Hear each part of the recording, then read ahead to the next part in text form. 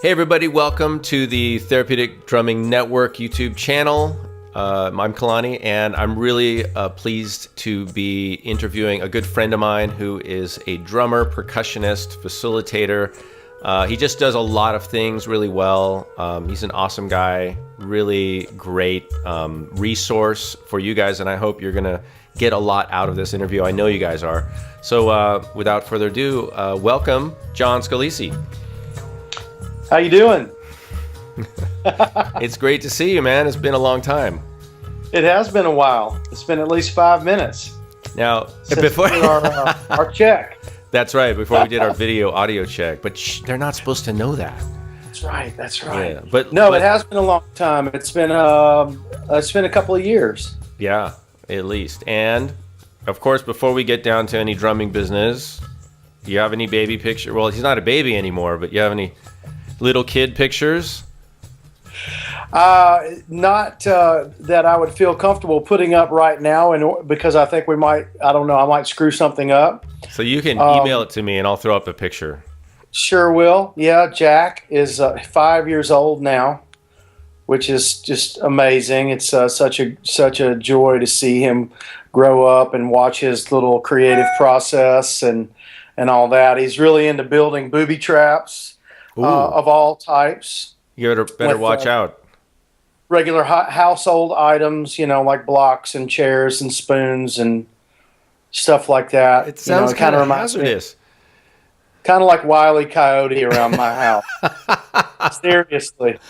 Well, that's awesome. That's really creative. He is a very creative boy, and it keeps me creative and keeps me on my toes.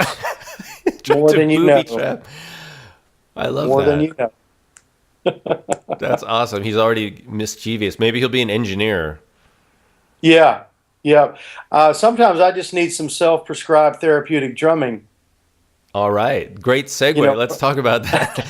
So what is therapeutic drumming in your definition? How do you differentiate therapeutic drumming from, all the other types of drumming you do? Because you do a lot of different things. Man, I think the main thing is that, therapeutic drumming is drumming or rhythm-based activities that have some type of therapeutic outcome. And those therapeutic outcomes are sort of pre-discussed, pre-agreed on with the counselors and the therapists who I'm working with. Mm-hmm. A lot of times, there's, a couple of different groups that I work with. One is at risk, boys and girls. So some of those therapeutic outcomes are positive peer relations. A lot of these kids, they have been abused in one way or another, and sometimes they turn around and, disrespect each other, make fun of each other, things like that. So establishing positive relationships is one, making sure that we stay supportive. I always say there's a reason that we're sitting in a circle. We're equal. Mm-hmm. So that's one big, thing. The other goal would be frustration tolerance. Mm-hmm. And frustration tolerance, meaning for those who might not know, is, teaching a particular pattern, a particular rhythm, anything that you're trying to facilitate, and where an individual might run into some problems in one way or another trying to carry that out. Right. You're never looking for perfection or playing something perfectly. You're just making sure that when a kid comes to an obstacle, that they deal with that appropriately. Right. Okay, so that's a big thing. Frustration tolerance. Well, hey man, and at the end of the session, you can process that. Like, I noticed you were having some trouble with whatever we were doing, but you didn't give up. And I remember last time you had to leave the room. Mm-hmm. Because that was something that upset you and you got really down on yourself. And this time you didn't do that. Right. That's a big deal. That's awesome. Yeah, so helping develop those coping skills that are so important, especially for teens, right? Yep. And so to have them, reach that goal the next session is a big deal. That's huge. Yeah. Also, expressing feelings appropriately. We do a check-in before every group, first name, how are you feeling at this moment, and what are you working on while you're here? Mm-hmm. I don't want to know why you're here. What are you working on? What coping skills are you hoping to develop? Right. And 9 times out of 10, part of the issue is to express my feelings properly. Mm-hmm. That's one of their therapeutic goals, is to be able to express feelings appropriately. So So if I could just, let's back up a little bit for people who are maybe wondering, like, well, what exactly is this setting that you're talking about? So if you could talk a little bit about the setting, because I think that's important to understand what is the setting that you're working in, who's there, so why where are they there? Oh, right. Yeah. Well, I go to a facility called Glenwood, which is a behavioral health center. Mm-hmm. So we're working with a lot of boys who are, and my groups are small. They're 6 to 8 kids. They are preteen to about 14, 15. Mm-hmm. So they're dealing with emotionally conflicted kids, things like that. Kids in foster care that have been, for whatever reason, removed from foster care. Behavioral issues. Mm-hmm. Okay. And who's on your team? There are 2 counselors that are in the room. There are counselors that are with them day in and day out, and they have, the overnight staff that is there also. And these, they have a house that they live in, 24/7, and there's always somebody, of course, that's with them. The counselor is with them. So in that setting, that's what I'm working with. And so when we talk about feelings and expressing feelings, I go through a thing where, we talk about, well, how many sounds can you make on the drum? And what do these sounds make you think of? Mm-hmm. If you play the drum really fast, if you play the drum with some type of, sort of aggressively, is that an appropriate way to express anger? And then we go around the circle, and I have them come up with whatever alternative sounds they want: scratching, tapping, rubbing, knocking. And we just tie different emotions to those sounds so that when I ask them to, let's say, create a rhythm that sort of describes what your week was like, or what your day was like, then they have the tools to express. Exactly. To externalize something. Yeah, exactly. That's difficult to externalize, but then once you have that expression out there, you can then talk about it and make it a little more connected to something you're thinking about. Absolutely. Yeah. Absolutely. So getting back to that whole question of what makes therapeutic drumming different, I'm already hearing a lot of things from you. Like, of course, you've got these specific goals. You're working with a team. You're working with counselors.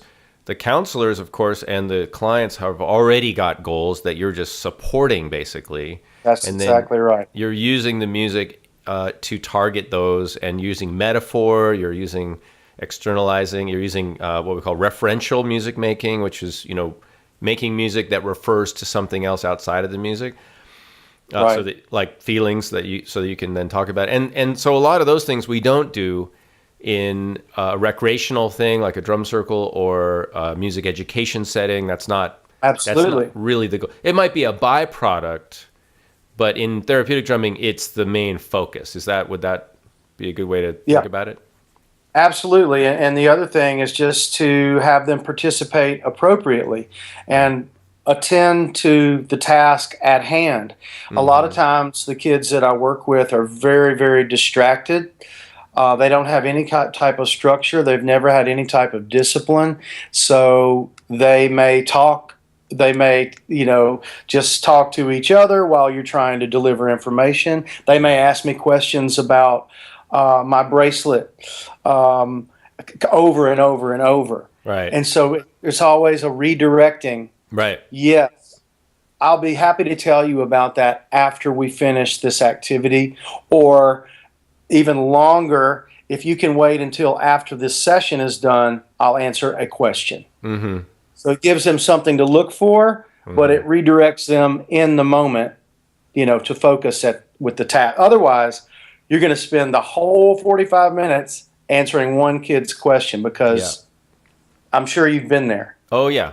And I was just thinking, like, I've said that a zillion times, like, hey, Right. that's a really great point. And of course, like you, I know you do it in a real positive way. Like, you could say, hey, that's a great question. I would Sure. love to talk about that, but right now we're doing this. So let's do Sure. that later. All right. And you Yeah. can usually get a buy-in for that. But Absolutely. of course, it's important to then follow up and make sure you do. They will not let you forget. Yeah. There's a lot of ADD, ADHD Yeah. kids, and immediately after, they are definitely going to remember, hey, what about that question? Yeah, and that's great. And then you can follow through with your side of the deal, and then that's good. Yeah. And that helps strengthen your relationship with them, because that's building trust. And they know that you're going to be honest with them. You're going to be creating, and this is also about boundaries, right? Yeah, absolutely. A lot Yeah. of teens need that. We need structure. We need boundaries. That's the beautiful thing about music. And maybe we can talk a little bit, if you don't mind, about the type of music you're using. Because you use, if I'm not mistaken, you are using traditional drumming ensemble, right, in that setting. No, Is that I am right? not. No. Okay, so what are you using No. there? I'm using culturally non-specific rhythms and activities in those settings. I have some training from village youth villages. Tom Harris, who uses specific traditional West African music for therapeutic drumming. I do not have the luxury of seeing kids multiple times Oh, for okay. like 6 weeks, 8 weeks. I have friends who see the same kids over and over and over for 10, 12 weeks, or the entire time that they're at a facility. So mine, I have to create successes in 30 minutes, Ah, okay. or maybe 45, but usually 30. So I use just basic hand drumming techniques. We may use vocalizations. I use a lot of affirmations. I am very strong. Yes, I am. Type of things. Very, very simple. And that's really all I have time to do, is establish those very basic things. Oh, okay. And they're effective. It's effective. So I do not personally do that. I don't use traditional drumming methods with these kids. So I forgot the second part of your question. Was there another part of that? Now you're putting pressure on me to remember what I said. I think we were just talking about relating, we talked about the setting, who's in this setting, so people could, place your work in context. Right. We wanted to, well, I did want to, actually, we're actually answering, because the other thing I just wanted to ask you is basically just talking about your experiences as a therapeutic drumming provider. Right. Because, well, you said you work with this group. Now, is there another setting too that you work with a different group or different population in a therapeutic drumming context? Many more settings. So the boys group is a group of 8 to 10 boys who are at a behavioral health center. Okay, so I have anything from shaker activities, where we, just the classic shaker pass type activity that I've developed into my own thing, and then we get into some drumming. We don't do any of that before we do a check-in. So everybody has to check in.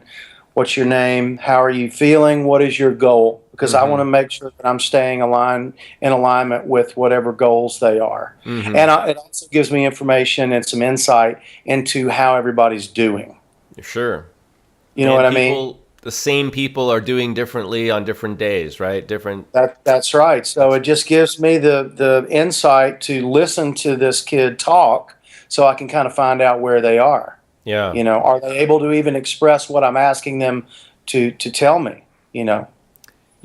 what you're saying now, it just brings up a whole issue for me of the importance of being able to be nimble and flexible in the moment and change your plans. Because you just said, I do the shaker pass and this and that. We've all learned, different types of ways of doing a shaker pass or a rock passing.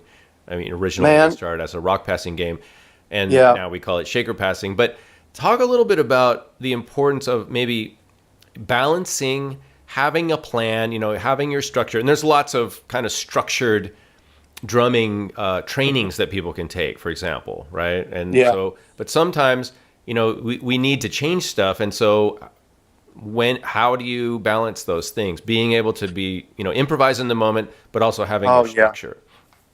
Man, I've never gone in with the A, B, C, D plan of, well, here's what it says in the book, so I have to do this. Yeah. That has never worked for me personally. I have to see where the group is developmentally, emotionally, on any given day. Yeah. There's a day where I don't take out any shakers. I may start with an ocean drum. If I feel like they're very wound up, we'll start with the ocean drum. I'll do an ocean drum activity. I'm very comfortable with improvising in that way because I've been doing it for a while and I feel like I understand what it is that needs to be done to establish rapport quickly. So we may start with that. That's a great way to get kids to breathe deeply. I cannot say enough about an ocean drum. I have a little trick that I use. I tell them the only thing that makes that drum sound like an ocean is your breath. And you have to be really, really still. Because if the beads roll too fast, then you don't get that peaceful sound of the ocean. Right. So you're still and you breathe deep and you just sort of with your mind and your breath just allow those beats to roll across. Then we have a peaceful sound. Then we talk about why is it important to take a deep breath and when are some situations that might serve you well to take a deep breath. And so then we get into appropriate expression of feelings and how to diffuse anger, resentment, things like that. Yeah. So giving them starting with the music, and I think this speaks to the power of music. Not only is something like an ocean drum a novel thing, it's cool, right? You hand somebody an ocean drum and they say, "Wow, that's cool." Yeah. But then you entrain with that. In this case, your plan is kind of to like, hey, let's do something kind of mellow that's going to get them to breathe. But then you give them a completely transferable skill, coping mechanism that they can then take out into their life, and that's the end game, right? Is to improve their way of being in the world. And so, if I could add to that, if I feel like they're disconnected and there may be some, I don't know, bickering, something like that going on, and I always tell them this is a listening activity. We don't talk during this activity. Hold your comments. We'll talk about it when we get done. I may have them pass the drum to each other so that they physically have to look at each other, hold out your hands, receive the drum, and then start, their deep breath. There are times where I physically go around the circle myself, so I can have that experience with them. It just depends on the situation. One thing that I never, ever, ever do is begin with drumming. I never do that. I do not put drums in front of chairs and begin that way because they simply are not ready for that. That would be the biggest disservice that I could do, is to not establish boundaries about when we play drums and when we don't. And how we play and how we play. That's all part of that therapeutic process. It's not about, man, this kid needs to bang on a drum. I just don't buy into that, man. So we start with drums behind chairs, and we talk and we check in, and then I say, okay, I think we've made it far enough. Let's get the drums out.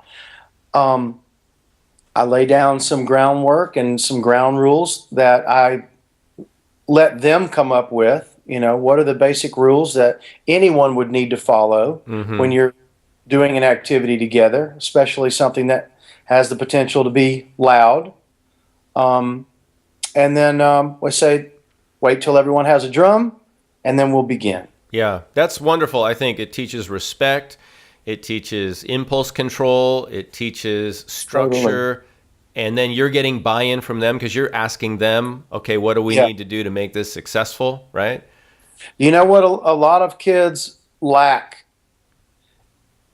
is self-control. And they lack an awareness of when they're not having self-control.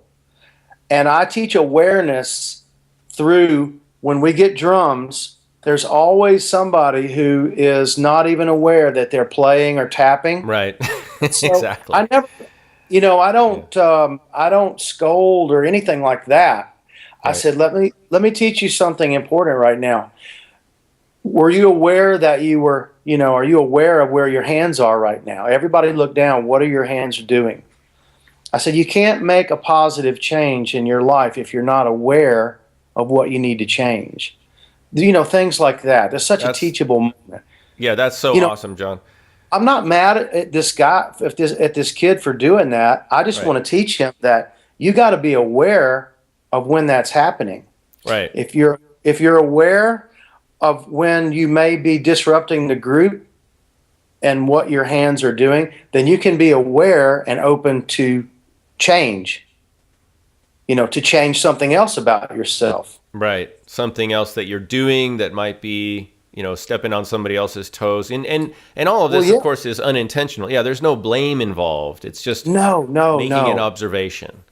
No, and one of the reasons I got into this work is because I did witness people doing that. Yeah. In my opinion, I guess just uninformed about group process and Uh-huh. things like that. And that's when I said, you know what, I want to get into this work because I feel like I have something to offer. Yeah. So yeah, That's beautiful, man. I hope you're always positive. I just want to acknowledge you for being so generous with what you're giving people right now in this video, because I think anybody out there that's interested in drumming as a tool for therapeutic outcomes is going to Yeah. get a lot. I hope they're getting a lot from you, and thank you for that. Being so generous with your teachings and your tips. I mean, this is all I can really imagine all these things happening, and I think that's wonderful. Well, it's my pleasure, man. Yeah. And I get strength. I get strength from people like yourself, people like Christine Stevens, I consider my teachers, and who were my teachers 14 plus years ago. And so we learn from each other, Totally. and We're all it's helping just each other. yeah, it's all about helping each other, in the right ways, and putting good information out there for people to utilize.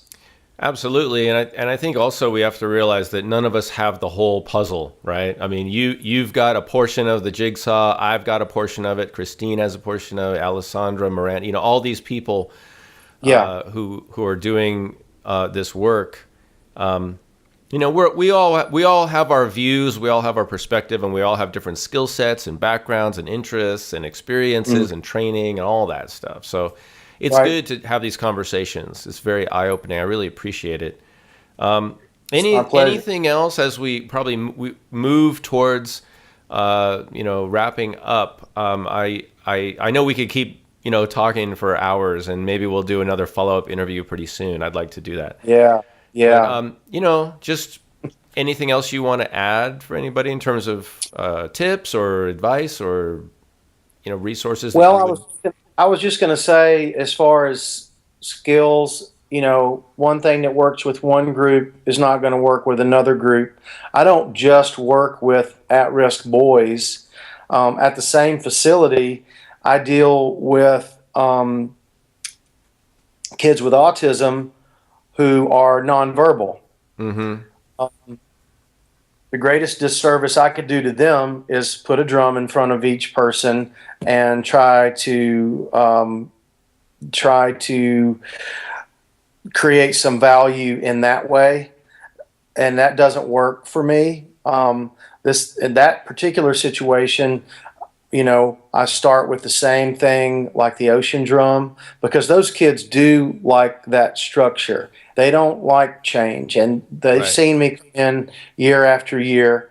I've watched some of them grow up. They know we're going to start with a soft ocean drum type of thing. Mm-hmm. I do a thing where I wear a drum. I wear a simple, synthetic djembe, a Remo djembe, and I interface one to one Mm. with these kids. I've got the staff there, which is anywhere from 6 to 8 staff members. They all know that I look to them to keep a steady beat. I let them know that I need you to keep this steady beat. Don't give your mallet over to somebody else. I just need you to be there just like you are for the kids. Keep a steady beat for me. Give me a platform to build on Mm-hmm. and go around. And I do one of 3 things. I take turns. If I feel like they are good at that and they're understanding that, we'll take turns as I go around the circle. Mm-hmm. Not mimicking, not echoing, not doing anything, but just conversing. Mm-hmm. There was a big talk about what is it, call and response, echo, all this stuff. You can call it what you want. I just Yeah. call it conversation. Sure. That's one thing. The other thing I do is sort of a blending. If I see that somebody is really able to play a repetitive pattern, Mm-hmm. something that I can play along with, I'll just play with them. I'll let them be the initiator of whatever conversation that is, and I'll just blend with them. Mm-hmm. The next person in that circle may be able to repeat some simple rhythmic patterns, and I may have prior knowledge of that. I may do that with them, So I have 3, 4 different tools that I use, and then I may use some recorded music at some point, which is as much for them and the staff as for me. Yeah. So there's a little bit of more rhythmic stability there. So I just wanted people to know that I don't just do the one therapeutic thing. Right. I also do senior programs where we incorporate stretching. We do some sharing. I play some recorded music. Mm-hmm. And in therapeutic, I do have an idea of where I want the experience to go. I'm not going to play something that's a fast tempo without having to explain to them that they don't need to play faster to play with a fast tempo. Right. So I take them I play a lot of Hawaiian music. They Yeah. love tiny bubbles, pearly shells. Yeah. They love it. So having an idea about where the flow is, give them options. Do your hands hurt? Here's some mallets. I have seniors who say that they have arthritis, but they like to play with their hands because it feels better. Mm-hmm. But I like to provide them with some options too. Yeah. Ah, it's wonderful. We always have some type of a closing with the senior program where we do some kind of stretching, and we play a song that kind of wraps everything up. Oh, here comes my dog. Yay. Sorry, I told him he had to be quiet. Sorry, Kalani. That's okay. I love dogs. I know we've run long. I could go on and on, but I really want to thank. I think we do need to have an extended, we need to get, because you're like an encyclopedia right now. I just want to keep going. I want to give people more and more. Yeah. Well, let's figure out a way to do that. But I think just to recap some of the things you pointed out is, people need to remember that it's not a one size fits all thing. It's great to take a training. There's some great trainings out there, but we want to get away from this idea that things have to be done in a certain way, in a certain order. And I improvise all the time. I like to show up, see who's there, see what the mood is, and then say, okay, what do I have at my disposal? Yeah. And including recorded music. I just did a session yesterday in a music therapy setting with traumatic brain injury clients. I used recorded music almost the whole time because my goal mostly was physical, for them to move. And when I started playing this cumbia, there was a guy, Mexican heritage, and he just came alive. I mean, he just lit up, right? That's right. There was another gentleman who was into Santeria, and I happened to have some of the Orisha songs on my iPod, man, and he was blown away. I started playing the stuff that was from, Afro-Cuban traditions, and so he lit up with that. That's right. That's right. So we need, as providers, we study this stuff so we can better serve our clients, whether they're older adults, children, teenagers, whatever. But using recorded music is something I think a lot of people don't really think of that much, and they're missing out.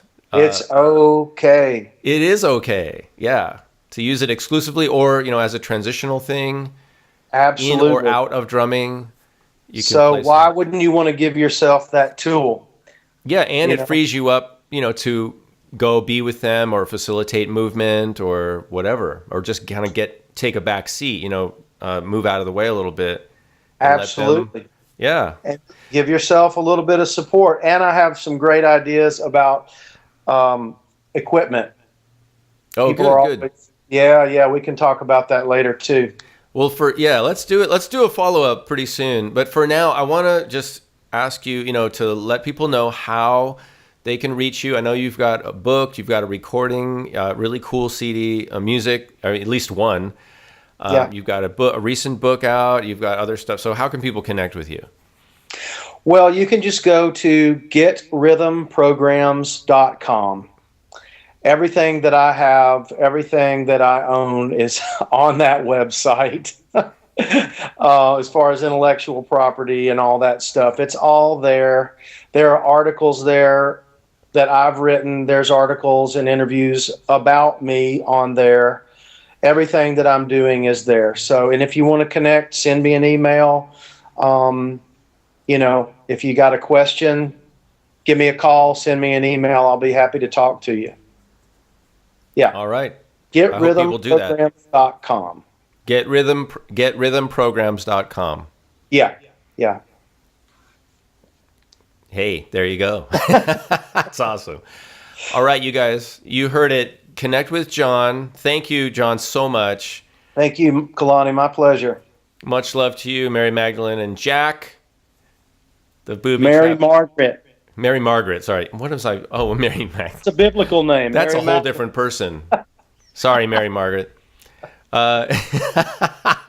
don't hold you. We don't hold against you, Kalani. It's just you're just making an observation. That's right. It's good to talk to you, man. You too, my brother. Take care. Thank you so much. Bye-bye.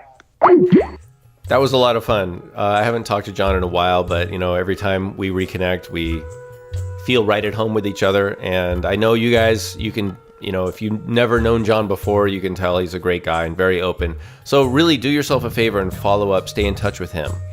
You can also stay in touch and get to know a lot of the other therapeutic drumming artists and providers from all around the world at the therapeuticdrumming.net website. You can join for free. You can create a profile, share your work, meet new people.